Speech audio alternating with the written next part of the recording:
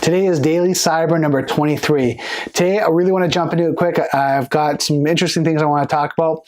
One is HTTPS and setting it up for your website, SSL certificates for your website. Next is passwords.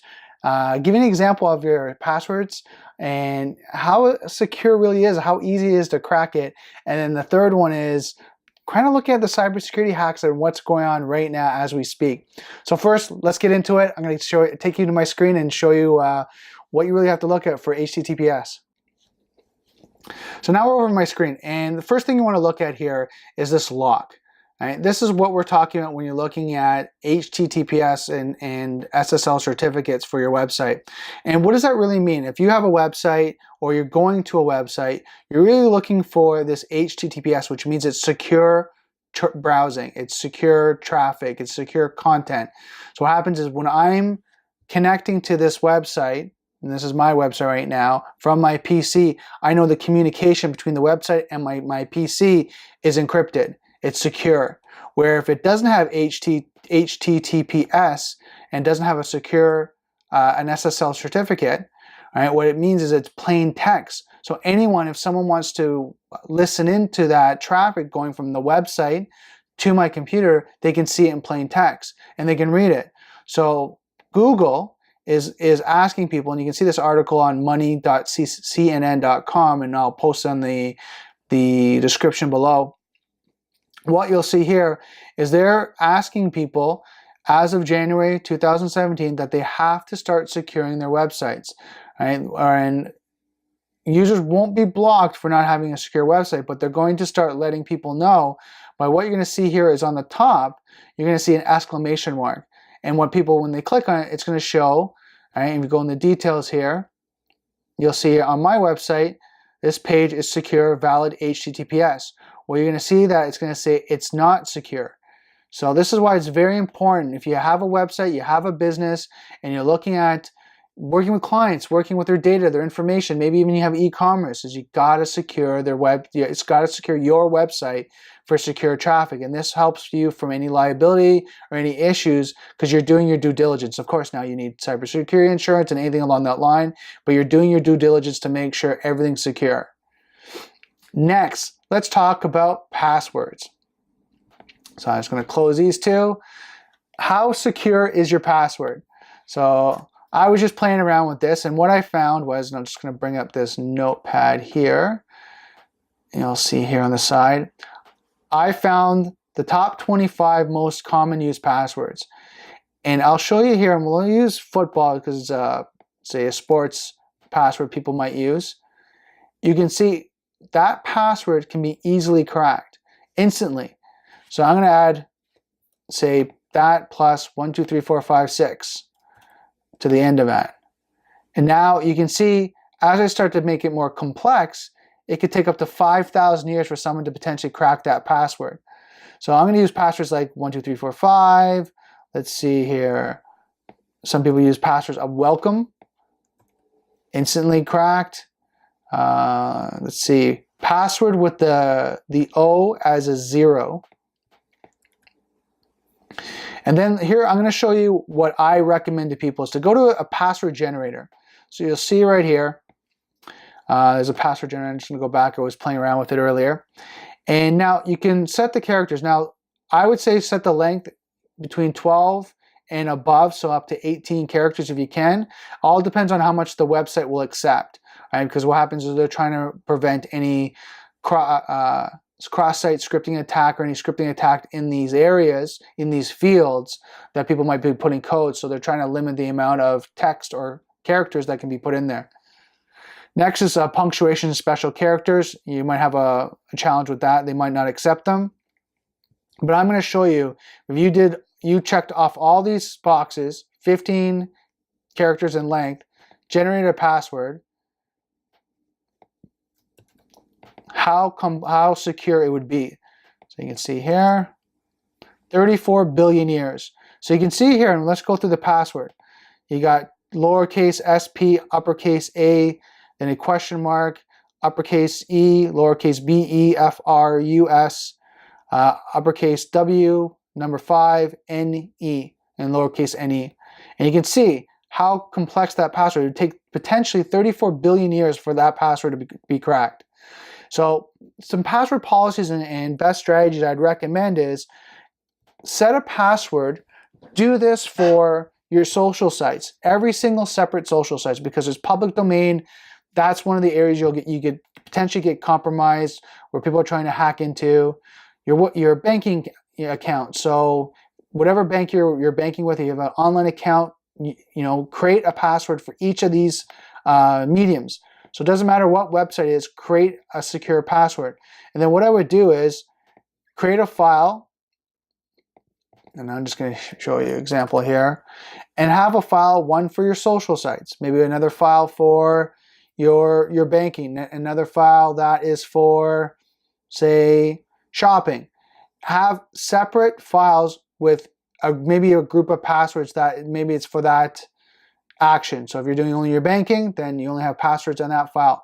And then what you can do is you can zip or encrypt this text file, and it only is what that password is for you. And then make those unique as well. So I know it's layers, I know this is complicated, I know this is something that you're like, okay, come on, Brendan, like really? Do I really have to go this far? Well, let me put it this way. You just saw how easy it is to crack passwords, in the sense of a tool like this showing you how easy it would be to crack a password. And you see the list of the top 25 passwords that were used in 2016. I'm just going to use one that's a little bit more complicated. Say, if it's commonly used, people can socially engineer, they can figure it out. It's going to be easy for them to crack, and you want to set up as much deterrent as you can. And the layers of security that you can set up is going to prevent them from attacking you. If you have any questions about this, please contact me. I'm here to help. Now, the last thing I wanted to talk about today, which was kind of cool, I was looking at today, was Norse Corp has an actual website, or the Norse attack map, where you can see all the cyber attacks that are happening currently. And let's just wait a second as it loads up. It might be taking a few minutes because I'm actually recording here. See if we can refresh that. There we go. So what you see here on the left hand, you can see the attack origins, the attack types, attack targets. You can see the live attacks, all the live attacks are happening. And it looks like almost like a video game. But this is actually really going on live. You can see here in the United States, there's 22 cyber attacks that are happening right now. And they're through SMTP, attack targets are in the United States. And you can see all the countries and the attack types, the attackers that are happening, their IP address. Now I know this is running my system, I can hear it, so I'm going to close this one down just because it's a little bit of a beast when it runs. So now we're back to seeing what was going on with passwords, HTTPS, secure SSL, and you can see all the attacks that are happening right now as we speak. It's kind of crazy because you're sitting there and you're going, okay, this has to be a video game. But no, there are true live attacks that are happening right now as we speak. So what I want you to do is really kind of think about this and why I keep telling you cybersecurity is so important to investigate, to research, to know about for your friends, your family members, yourselves, your kids, your business, your clients, to really invest the time to learn about cybersecurity and start implementing into your lives, your business, your family lives, what you're doing, the technology.